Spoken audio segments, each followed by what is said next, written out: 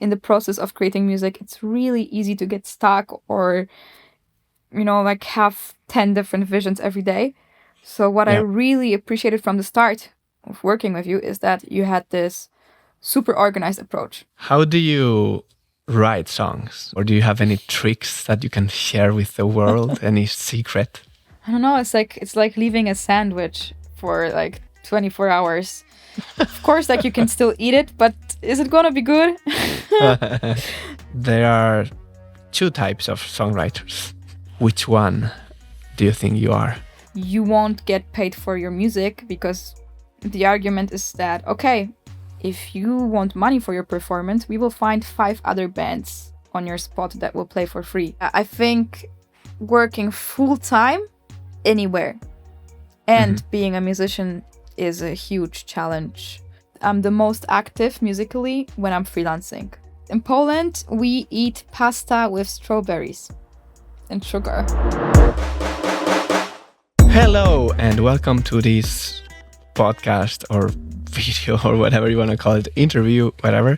My name is Manel Espinosa. I'm a music producer and mixing engineer from Spain, now living in Madrid. And today I'm gonna talk with the amazing artist Ola Bird. Hi Ola, how are you doing today? Hey Manu, thanks for the amazing intro. I'm doing pretty well. Nice to be here at your podcast. And yeah, I'm talking to you from Berlin today. Super sunny Berlin. Great. And how do you feel about Berlin's music scene for now? Yeah, you have to excuse me those amazing sounds. It's my dog. I decided to Fine. just, now shake. The Berlin music scene. I think it's because I was living in Poland for the last 18 years. So that's the comparison I have for now. And so far I can say it's way richer than the Polish music scene, because I was living both in Warsaw and in Wrocław. Warsaw is the capital, and there are mainly covers there. Like when you go to live concerts, it's mainly just cover bands. And here you have a lot of open mic events, like really a ton of open mic events where there's space for music written by songwriters. So in these terms, I really, really enjoy it, and I think it's been a good decision to move here. Great. But what kind of cover bands can you find in Poland? Like English-speaking cover bands or Polish? Or Mainly like you have those standard songs like Valerie by Amy Winehouse or Superstitious by Stevie Wonder. I think this is an international thing with cover bands playing at bars. You have those standard songs that are always played. And yeah, the sad thing is that in Poland, but I think not only in Poland, that's the only way to make money while playing gigs, unless you're popular enough to, sell concerts. So that's something really sad, and I think this is universal for all countries. Yeah. Yeah, I guess it's a common thing. Yeah. In Spain we have the same problem, I would say. And it's kind of funny because I was talking with my dad a couple days ago, and he told me that when he was young, in every little festival of every single little town in Spain, they were always having a lot of original music bands playing there. Like all the popular people in Spain were playing in every single small town. And now it's all about cover bands that play all the hit songs, instead of the real artists, like the original artists playing those songs for everyone. Yeah. Yeah, but as you said, it's been the already famous artists playing in small towns. So I think this wasn't really way better because there still was no space for independent artists, smaller artists. So yeah, that was probably difficult anyways. So tell us, because I know you because we've been working together for months, but maybe people watching this, they don't know who you are. So can you tell us who is Ola Bird? Who is Ola Bird? A very complex persona. So I always call myself a songwriter because I think this describes me best. I sing my songs, so technically I'm also a singer, Yeah. but I think I'm mostly a songwriter. And as I said, like I was living the last 18 years in Poland, where I was developing my band. I have an alternative pop band called Elskar, and we've been active on the Polish music market for the last 8 years. So we released a ton of Oh, songs, and 2 years ago we released our first full album. And yeah, I mean, it's been going good, but it was also pretty difficult. And 4 years ago, or maybe 5 years ago already, I started also my project called Ola Bird, which yeah. was just to do my own solo music. And this was also initially Polish only, just with producers. And yeah, some months ago, I already felt I want to move out. I need some change, and I've always liked writing in English and writing songs in English. It's just in Poland, if you wanted to even be played on the radio or have any chance for a career, you better be singing in Polish. Uh-huh. So yeah, I was mainly writing and singing in Polish, and then when I knew I think it's time to move out, I decided to give it a chance, give it a try, and start writing songs in English. So here I am today, working on my first EP, mainly with you as a producer.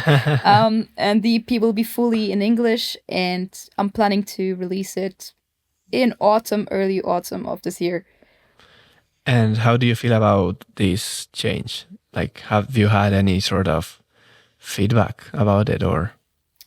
Yeah, I mean, the interesting feedback I received several times is that my voice seems different when Okay, I sing yeah. in Polish and in English. And people say it's like a complete difference in the structure of the voice. It's called like that, which I guess makes sense because phonetically Polish is so different from English.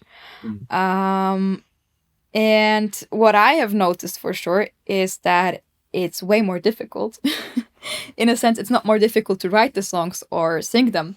But before, I was just trying to get out there on the Polish market where you already have thousands of amazing artists.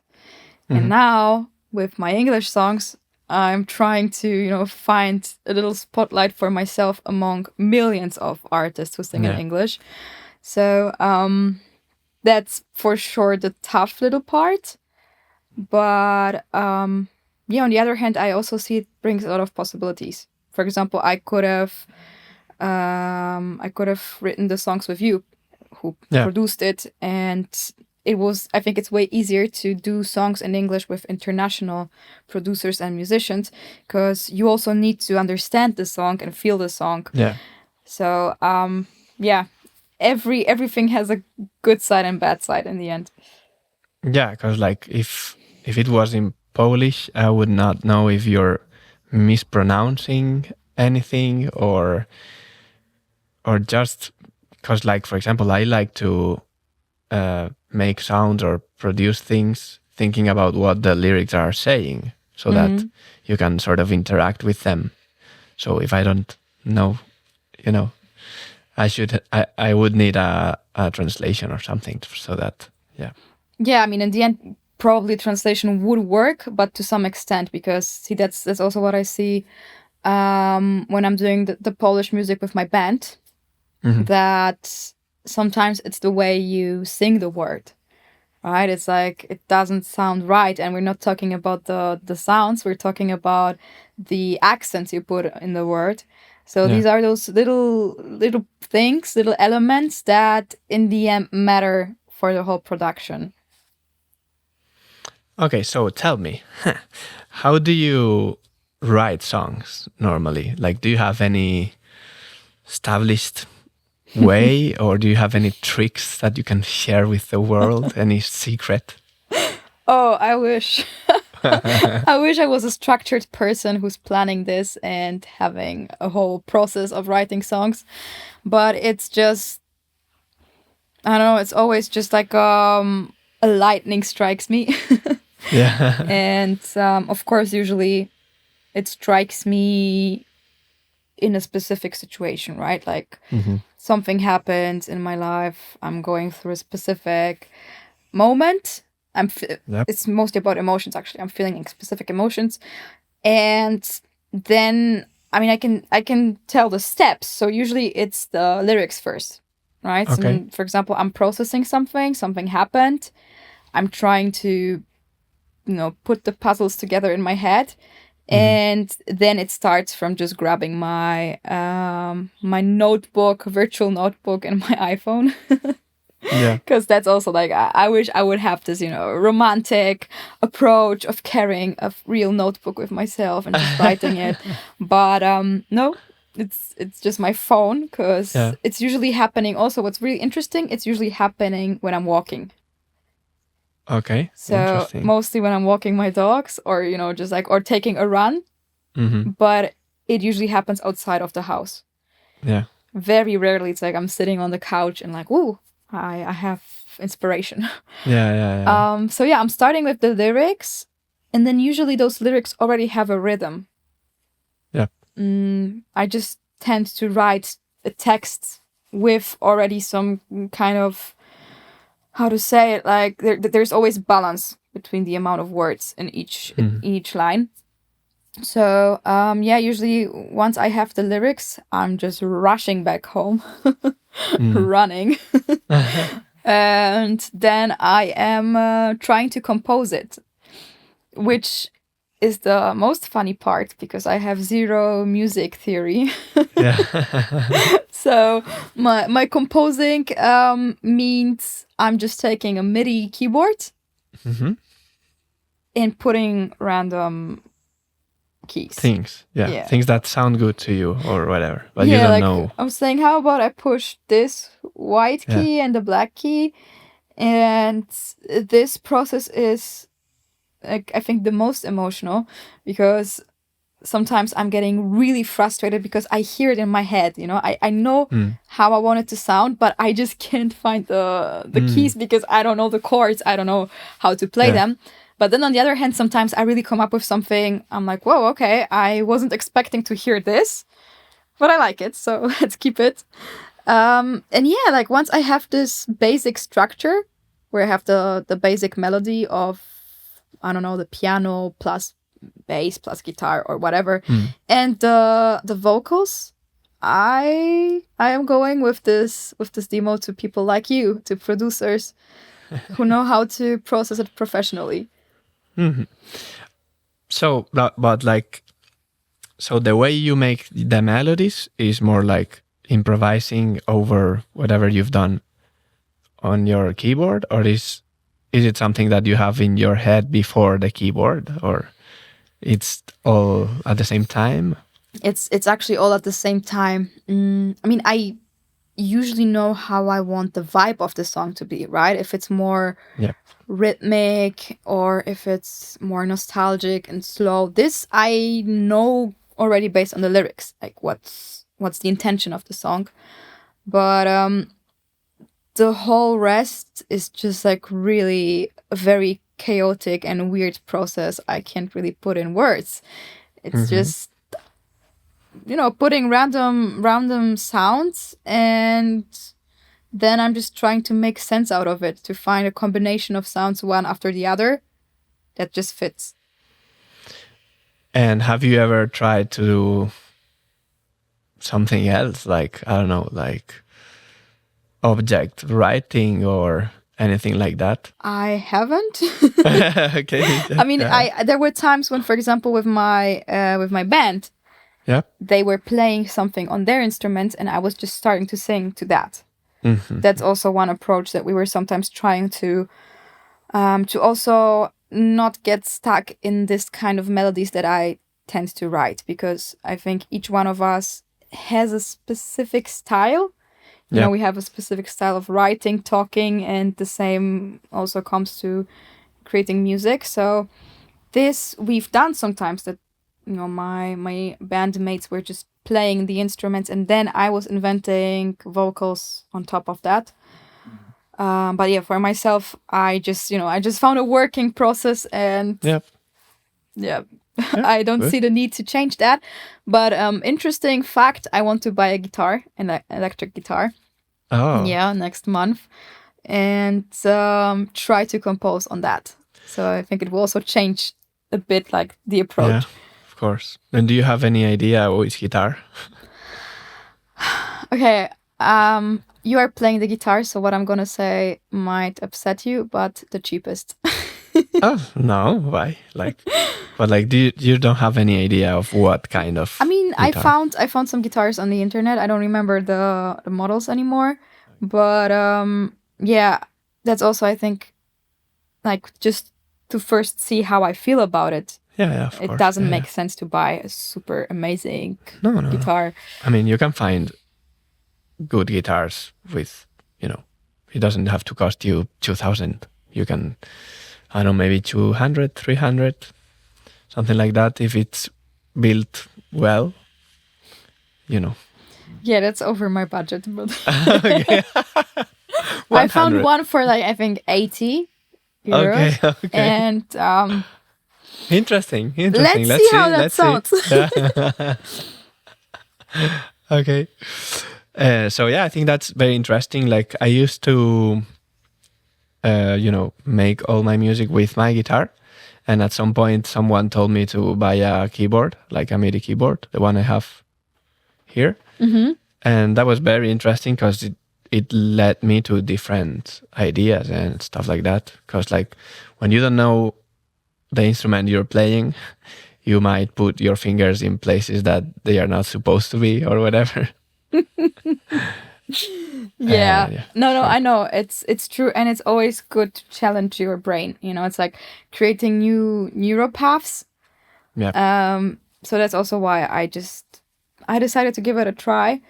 And it's also an investment in the future, because once I'm able to play my songs on a guitar, of course it will be like a very, very basic level.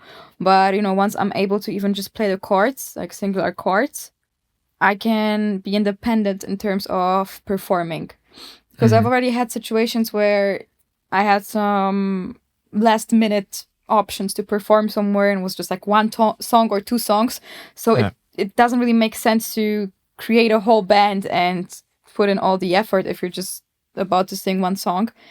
And yeah, I lately see this limitation more and more. So I'm also thinking that performing live and having this option to always be able to play myself. Yeah, I think this will help me a lot. So wish me luck with learning how to play the guitar after, because I was playing the guitar when I was 13. So okay. Yeah, that's been a long time ago. Maybe you remember some shapes, or hopefully. Okay, so as far as I know, there are two types of songwriters. Okay. It's a simplistic approach, but whatever. One type, which is the person who finishes all the songs. And then there's the other type who, you know, they make lots of songs, but they never finish them. Like, I mean, of course they finish some songs, but they have a lot of unfinished songs. Which one do you think you are? Yeah, I'm number one. I'm the number one. Yeah. No, but I think I have this, like, with all elements in my life. I really, really don't like things that are started and not finished. So in any project, I will always be aiming to finish what I started. So of course, as you said, it's a simplistic approach, and even the number one type will have some drafts that are not having the complete structure.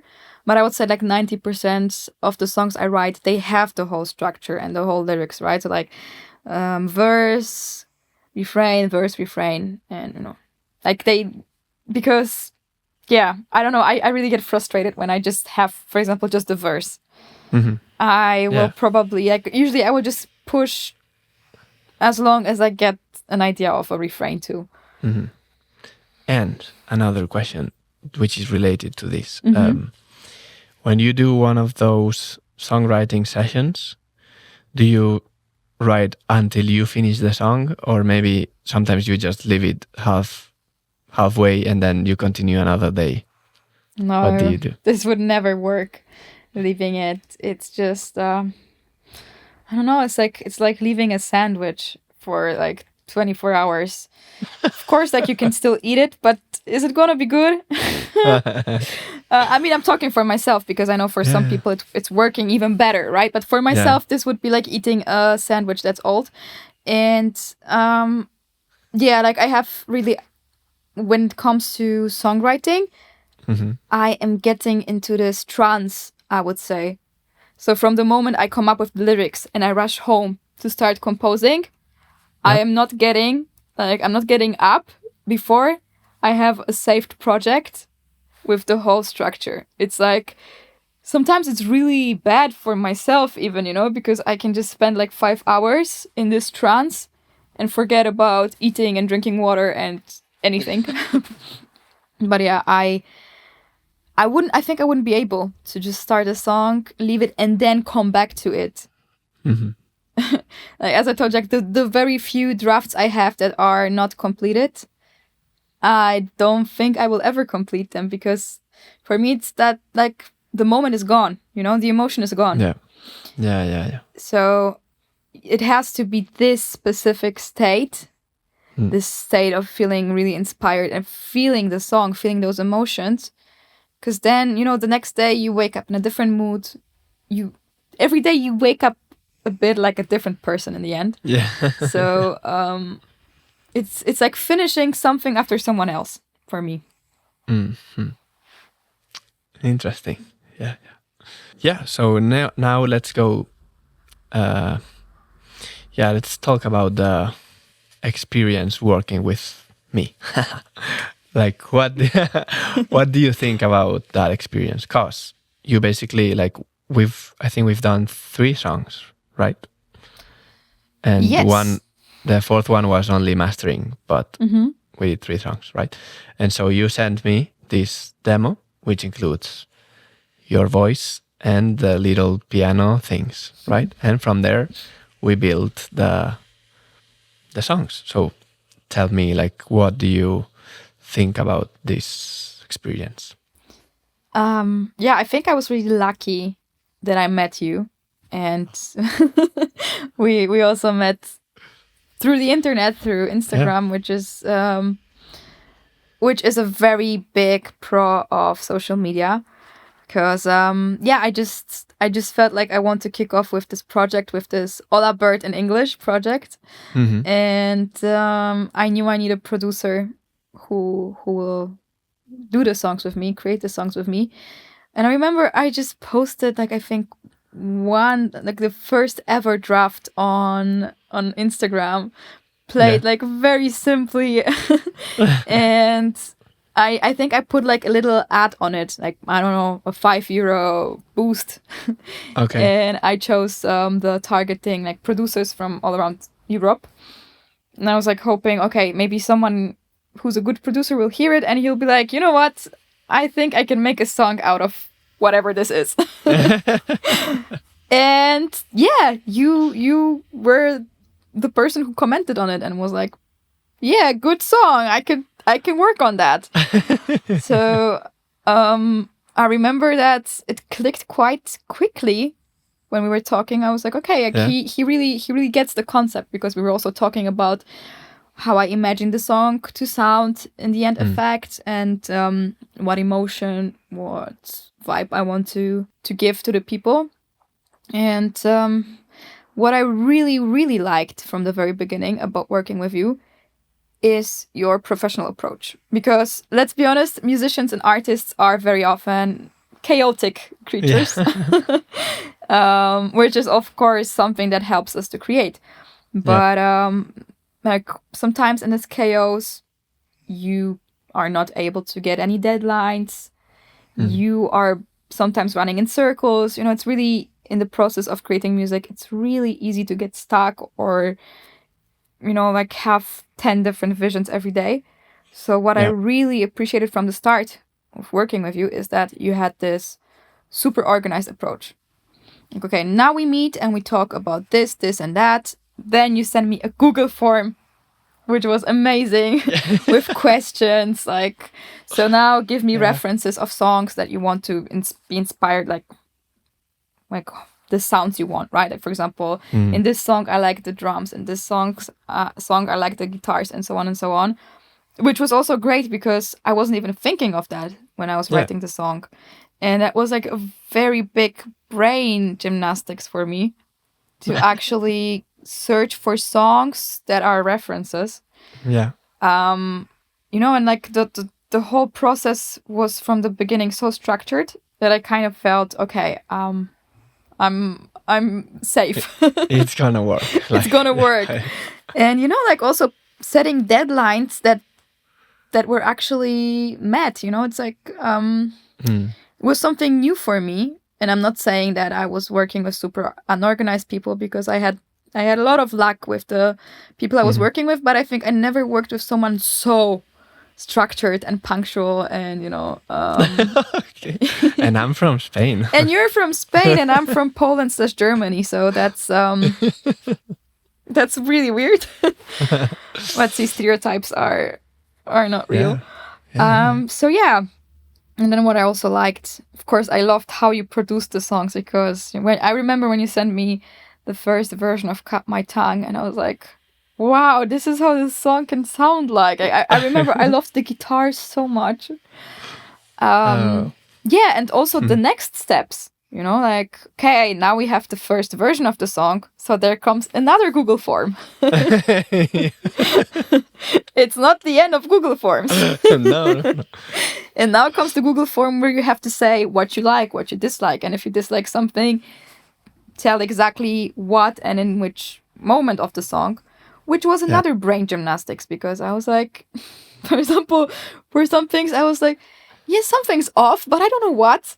And I think we had this like with the last song. I knew that there's something I want to change, but I had no idea how to name it. And like with this approach, I was kind of forced to look for it, which is also understandable, because if you produce a song, like getting feedback like I don't like the vibe, it's not feedback, right? Like you need specifics. You need to know. Of course. I don't know. Is it the tempo? Is it the sound of the piano? Whatever. Yeah. So yeah, very, very organized, and I really hope we will continue making songs together, because it's really stress-free for me, and I also feel that we're on the same page once we've written down everything. It's not like we're floating in space. We know where we're going. Yeah, and I feel, because like from the very beginning, and that's why I commented on the ad, I really liked especially the way you make melodies. I think your melodies are special, like, to be honest. So like working with that, it also is motivating for me, right? So yeah. Thank you. I don't know, I think maybe we're a dream team, Are we gonna cry? Are we gonna cry? Another interesting and important thing, maybe for our massive audience,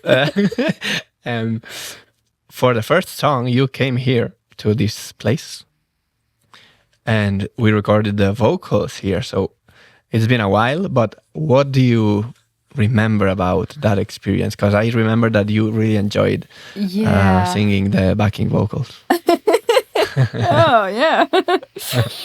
I loved it. I'm really happy I was able to come there, because first of all, it was our first song together, and I think even though we live in an online first world, it's changing a lot when you meet someone in real life. Like you feel the vibe of the person, and it's getting more comfortable to work together. So first of all, that was a good step, and second of all, I really regret that we couldn't have done it with all the songs. Like honestly, if it wouldn't cost money to go to Madrid, I would do that for all songs because you produced the whole instrumental part. So it's like when you're there listening to me singing, you know which ways of singing will work and what will not work. And you can also give ideas, as you did, for example, like, okay, now sing the same, but with a different approach, more silent, more loud, or, you know, like whispering, shouting. And then you, because you already have a vision in your head, and you know, for example, that you want to layer up. Yeah. And of course, this works best when you're doing it live, because you might come up with some ideas, I might come up with some ideas. So I think this was really, really beneficial for the song. We managed to, of course, do great songs without recording the vocals together. Yeah. But I think nothing like, you know, is as good as doing it together, because in the end, it's the two of us who worked on the song, who created the song. So when we're in one room recording the vocals, we can come up with way more things. So yeah, I enjoyed the sessions, and you know, that day quite a lot, because at the end we also went somewhere and we played the song live. Yeah, that was crazy.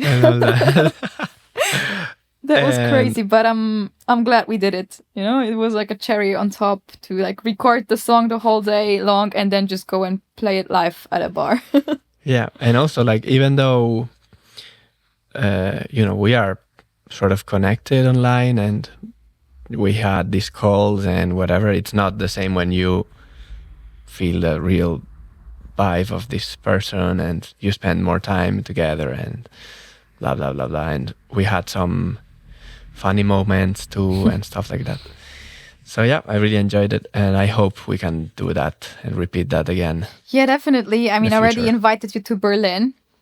Yeah. So, you know, because there's a lot of amazing events here. But I also want to go back to Madrid because I love Madrid. I love Spain. So, yeah, I mean, I definitely want to do more songs with you. So I think we will have occasions on that. Yeah. And continuing with kind of troubling topic. Well, now you are in Berlin. You've lived in Poland for many years. You also lived in Berlin before, right? Or in Germany? Yeah, as a kid, as a small kid. Yeah, and you lived one year in Spain also, I think, 6 months. Yeah. 6 months. Also, you came here a couple of months, like some months back, whatever. Do you feel any differences to approach, to approach music in those different countries, like, or is it pretty much the same? I think it's pretty much the same from my perspective. Yeah. I see mostly similarities. Of course, like as I told you, like maybe in some cities there's more space for original music, as you called it, right? Like non-covers. Yeah. And some cities are more focused on cover bands. But I think the approach towards artists is, unfortunately, quite the same, at least everywhere I've been. And the approach is to not pay as long as it's possible. Yeah. In a sense that as long as you're not like popular and really recognizable, you won't get paid for your music, because the argument is that, okay, if you want money for your performance, we will find 5 other bands on your spot that will play for free, just for the promotion, just to, you know, show their music. So this is something I've noticed everywhere. And now also with, you know, like all the streaming platforms are global. It doesn't matter if you live in Mexico or in Italy, you are using Spotify, right, to listen to music, or YouTube. So that's also another thing, that earning money on music is as difficult as here everywhere. It's like Yeah. you don't really get paid from the streaming platforms. You don't really get paid for your performances. And I think this approach of like, be glad that you can perform and show your songs, because there are so many others who want to do that. I think it's visible everywhere. Yeah, yeah. Like I've been, refusing to like try to play my songs live because it makes no sense to me to like form a band and then rent a venue or whatever and lose money. Like, Yeah, it's tricky. it is, and it's also really difficult to have such a strong fan base to be assured that you'll be able to sell enough tickets. Because Yeah. it's one thing to have Spotify listeners. You can even have a stable amount of Spotify listeners monthly. Yeah. But this still doesn't mean that those people will pay to come to your concert. Yeah. So yeah, that is tricky. Okay. And now tell me a little bit about, because, your songwriting artist part it is a job, really, even though it's difficult, but it is a job. But you have another job, which is social media, right? Yeah. So tell me, like, how do you balance that?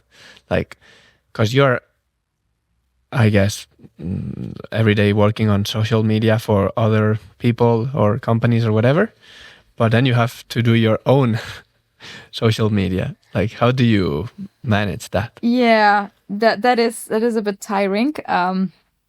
Because it's basically doing the same for my clients and for myself. But I think what's really working for me now and allowing me to also do music is freelancing. Because when I used to work full time for companies, Yeah. I really didn't have the energy anymore in the evening to take care of my own marketing, my music marketing.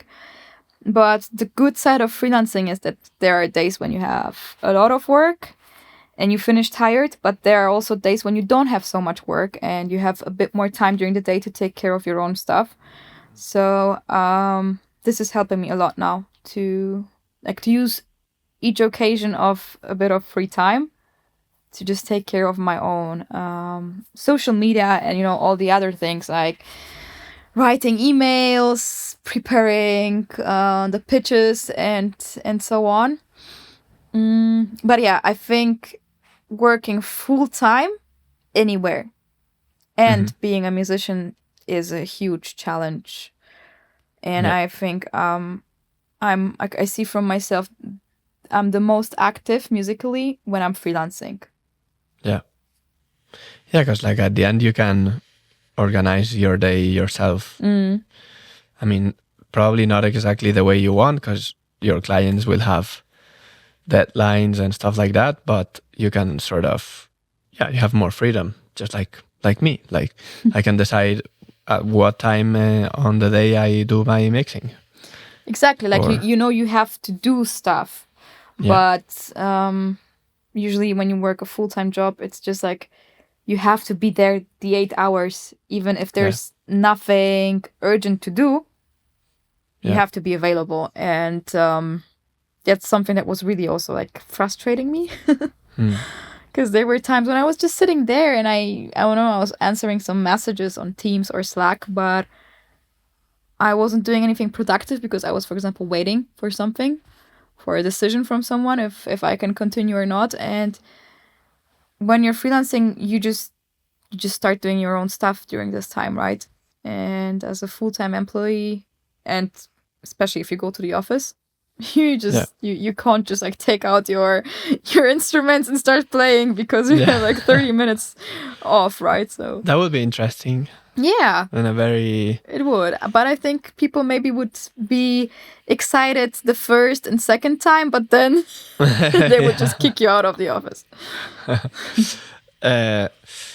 Oh, I forgot what I was going to say. Yeah. Now I get it. Because, like, I guess, like, with your job, you can do it everywhere, basically, right? You could go to Poland and work anyways there, or yes, not exactly. Yes, technically, I could. Although I also I need a stable and safe internet connection. Because like for the clients I'm working with, they value security a lot. So that's one thing. The time zone, of course, is the other thing. Like I need to be in a similar time zone. And then the third thing, probably the most important factor, is that I have 2 dogs. Oh, yeah. So if it wasn't for them, I think I would not even have like a flat, like to just rent a flat for the whole year. I would probably, stay 2 months in Spain, stay a bit here, stay a bit there, around Europe, right? But yeah, it's not really possible with 2 dogs. So because of that, I am trying to just stay in one place and not so far away also from my hometown, because one of my dogs is 18 years old, so the vet is the place we go to very often. Yeah. So old. Yep. Okay.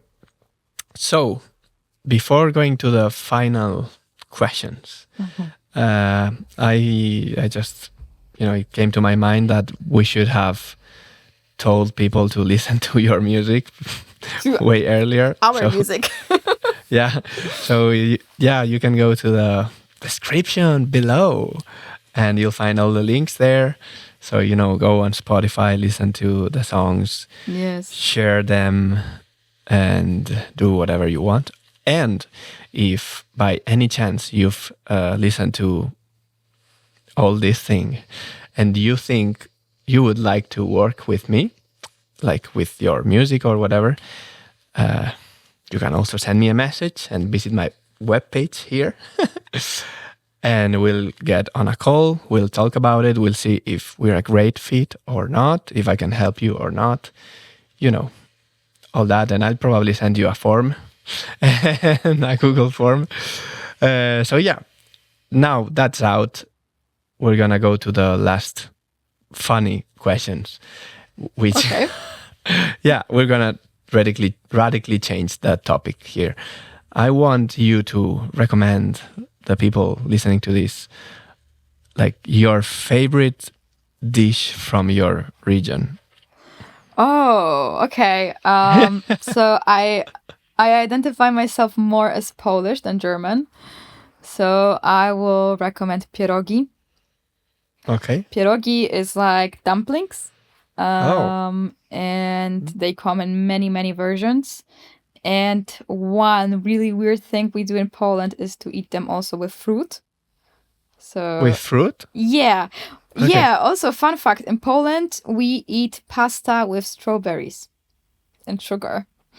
And Italians, when they hear about that, they get a heart attack. So greetings to all Italian people. But like, is it pasta with strawberries inside? No. Or is it like... No, we just boil pasta and then just put like mashed strawberries on top with sugar. Oh my God. And we do the same with dumplings. Like we have like dumplings with, I don't know, like cheese, potatoes or meat. But then there's also dumplings with strawberries, for example. Oh, so if you're brave enough to try it, I think you should. You should try it. Oh my God. Okay. And now just tell me, to finish, one funny Polish expression. Oh, okay. I'm just thinking about ones that have swear words. So I don't know if I should use them. Okay, we have one funny expression that is lepszy ryc niż nic. Okay. Which means a mushroom is better than nothing. Like a specific type of mushroom, because in Poland we love to go in autumn to collect mushrooms in the forest, and it's like a very small one. But then we're saying, okay, this mushroom is better than no mushroom. So it's a saying that only makes sense for Polish people, basically. Right. Okay, so I guess we're coming to the end of this interview podcast video. It was such a pleasure to talk with you. Same here. What did you think? Yeah. So like, subscribe, listen to the songs, contact me, all the stuff, and see you in the next video. Thank you. Bye.